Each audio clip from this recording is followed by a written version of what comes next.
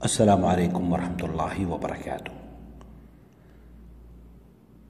جمعہ کا دن بڑی ہی فضیلت اور برکت کا دن ہے۔ اس دن بھر میں ایک گھڑی اللہ پاک نے ایسی رکھی ہے کہ اس وقت جو دعا کی جائے وہ قبول ہو جائے گی، مگر وہ گھڑی کب آتی ہے اس کا ٹھیک پتہ کسی کو بھی نہیں۔ کوئی شخص اگر دن بھر اللہ کی عبادت میں لگا رہتا ہے تو امید ہے کہ وہ اسے اس گھڑی کو پالے گا۔ جمعہ کے دن بڑی کثرت سے اور بار بار رسول اکرم صلی اللہ علیہ وسلم پر درود اور سلام بھیجنا چاہیے۔ ایک بار درود پڑھنے سے اللہ رب العالمین کی طرف سے 10 رحمتیں انعام میں ملتی ہیں۔ جمعہ کے دن کی بڑی عبادت جمعہ کی نماز ہے۔ یہ نماز عورتوں پر فرض نہیں ہے، صرف مردوں پر فرض ہے، وہ شہر کے رہنے والے ہوں یا دیہات کے۔ ہاں، جو آدمی بیمار ہو یا سفر میں ہو اس پر فرض نہیں ہے، اس کو اس کی جگہ پر ظہر کی نماز پڑھنی چاہیے۔ ظہر کی نماز کا جو وقت ہے وہی وقت جمعہ کی نماز کا بھی ہے، لیکن نماز کے وقت سے پہلے جمعہ کے دن مسجد میں پہنچ جانے سے بہت ثواب ملتا ہے۔ جمعہ کی اذان ہونے سے جتنی پہلے آپ مسجد میں پہنچیں گے آپ کو اتنا ہی زیادہ اجر ملے گا۔ رسول اکرم صلی اللہ علیہ وسلم نے فرمایا کہ جمعہ کے دن سویرے ہی سے اللہ رب العالمین کے فرشتے ایک رجسٹر لے کر مسجد کے دروازے پر بیٹھ جاتے ہیں، اور جب تک امام خطبہ دینے کے لیے ممبر پر نہیں بیٹھتا اس وقت تک جو شخص بھی مسجد میں نماز کے لیے آتا ہے ہر شخص کا نام فرشتے درج کرتے رہتے ہیں، اور جب امام خطبہ دینے کے لیے نکل آتا ہے اور ممبر پر بیٹھ جاتا ہے تو یہ فرشتے رجسٹر بند کر کے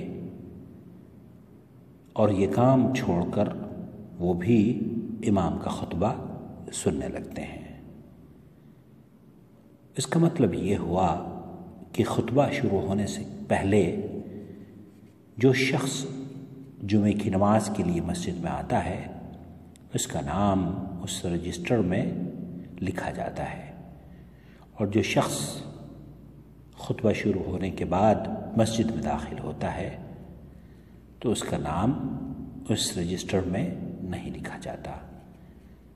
اس کا یہ مطلب نہیں کہ اسے جمعہ کی نماز کا ثواب نہیں ملتا، بلکہ وہ اس فضیلت سے محروم رہ جاتا ہے، اور سویرے آنے والوں کے لیے اللہ تعالیٰ کی طرف سے جو ثواب مقرر ہے وہ اس سے محروم رکھا جاتا ہے۔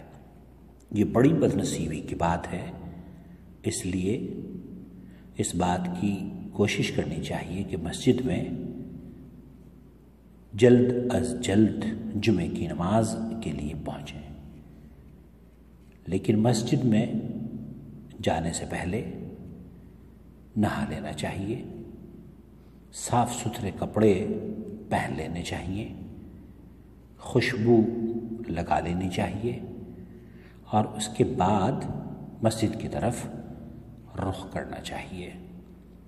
اور جب آپ مسجد میں پہنچیں تو پہلے سنتیں پڑھنی چاہیے، بغیر سنت پڑھے مسجد میں نہیں بیٹھنا چاہیے، کیونکہ اللہ کے رسول صلی اللہ علیہ وسلم نے فرمایا ہے کہ بیٹھنے سے پہلے 2 رکعات سنت پڑھ لیں، تو اسے تحیۃ المسجد کہا جاتا ہے۔ اس حدیث کو امام بخاری نے اپنی صحیح میں نقل کیا ہے۔ اس کے بعد اگر خطبہ شروع ہو جائے اور آپ ایسی حالت میں پہنچیں کہ خطبہ شروع ہو چکا ہے، تو اس کے باوجود بھی آپ کو 2 رکعت نماز تحیۃ المسجد پڑھ لینی چاہیے، کیونکہ اللہ کے رسول صلی اللہ علیہ وسلم سے یہی ثابت ہے، اور نبی کریم صلی اللہ علیہ وسلم نے ایسے شخص کو جو دوران خطبہ مسجد میں داخل ہوتا ہے اس کے لیے بھی یہی حکم فرمایا کہ 2 رکعت نماز پڑھے اور اس کے بعد خطبہ سنے۔ اسے بھی امام بخاری نے اپنے صحیح میں نقل کیا ہے۔ اللہ کے رسول صلی اللہ علیہ وسلم ایک روز جمعہ کا خطبہ دے رہے تھے، اسی حالت میں ایک شخص مسجد میں آیا اور چپ چاپ بیٹھ گیا۔ اللہ کے رسول صلی اللہ علیہ وسلم نے اس سے پوچھا کہ تم نے 2 رکعتیں پڑھ لی؟ اس نے کہا کہ نہیں۔ آپ علیہ الصلوۃ والسلام نے فرمایا 2 رکعتیں پڑھ لو، اس کے بعد بیٹھو۔ اسے بخاری نے روایت کیا ہے۔ بعض لوگ ایسا بھی کرتے ہیں کہ جمعے کے دن جب مسجد میں آتے ہیں تو پہلے بیٹھ جاتے ہیں، اس کے بعد پھر کھڑے ہو کر سنت یا نفل پڑھتے ہیں۔ یہ طریقہ احادیث کے خلاف ہے۔ اللہ کے رسول صلی اللہ علیہ وسلم نے اس بات سے منع فرمایا ہے کہ کوئی شخص مسجد میں داخل ہو اور 2 رکعت نماز پڑھے بغیر بیٹھ جائے۔ جب خطبہ شروع ہو جائے تو خاموشی کے ساتھ غور سے اس کو سننا چاہیے۔ آپس میں کوئی بات چیت یا کسی قسم کی چھیڑ چھاڑ نہیں کرنی چاہیے، فونوں سے نہیں کھیلنا چاہیے، گھڑیوں سے یا انگوٹھی سے نہیں کھیلنا چاہیے، ورنہ جمعے کا ثواب جاتا رہے گا۔ اگر کوئی شخص اتنی دور بیٹھا ہو کہ وہاں تک خطبے کی آواز نہ پہنچی تو اس کے دور ہونے کے باوجود اسے خاموش رہنا چاہیے۔ جمعے کا خطبہ اللہ کے رسول صلی اللہ علیہ وسلم نے مسجد میں دیا اور عربی میں دیا، لیکن اسے اردو زبان میں، چونکہ ہمارے ہاں اردو پڑھنے والے لوگ، اردو سمجھنے والے لوگ ہیں، عربی زبان نہیں سمجھ پاتے، اس لیے اردو زبان میں جمعہ کو خطبہ دینا چاہیے تاکہ زیادہ سے زیادہ لوگ خطبے یا جو اس کا مقصد ہے اسے حاصل کر سکیں۔ جمعے کے خطبے کے بیچ میں امام خطبہ چھوڑ کر تھوڑی دیر کے لیے بیٹھ جاتا ہے، اس کے بعد پھر خطبہ شروع کیا جاتا ہے۔ اسی لیے کہا جاتا ہے کہ جمعے میں 2 خطبے ہوتے ہیں۔ ان دونوں خطبوں کے بعد 2 رکعت نماز جمعے کے ساتھ ادا کی جاتی ہے۔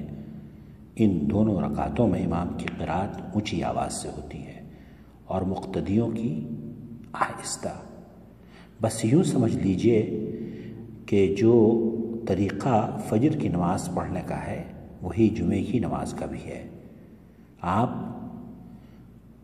جب امام قرات کرے تو سورہ فاتحہ پڑھیں اور اس کے بعد خاموشی سے اس کی قرات کو سنیں۔ یہی 2 رکعتیں ہیں جن کو جمعے کی نماز کہا جاتا ہے۔ اس نماز کو سستی اور لاپرواہی سے چھوڑنے میں بہت گناہ ہے۔ اس نماز سے فارغ ہونے کے بعد بھی وہی دعائیں پڑھنی چاہیے جو دوسری فرض نمازوں کے بعد پڑھی جاتی ہیں۔ اس کے بعد کم سے کم 4 رکعتیں سنت پڑھنی چاہیے۔ اللہ کے رسول صلی اللہ علیہ وسلم کا یہی حکم ہے۔ جو شخص معذوری کی وجہ سے جمعے کی نماز میں شریک نہ ہو سکے یا کسی وجہ سے یہ نماز فوت ہو گئی تو اس کو ظہر کی نماز پڑھ لینی چاہیے۔ اگر کسی گاؤں میں 2-4 ہی مسلمان ہوں تو ان کو بھی اکٹھے ہو کر جمعے کی نماز ادا کرنی چاہیے۔ اپنے بھائی محمد عاقل کو اجازت دیجیے اس امید پر کہ جمعے کے یہ مسائل آپ دوسروں کے ساتھ شیئر کریں گے۔ السلام علیکم ورحمۃ اللہ وبرکاتہ۔ اخوکم فی اللہ محمد عاقل، جدہ، مملکت سعودی عرب۔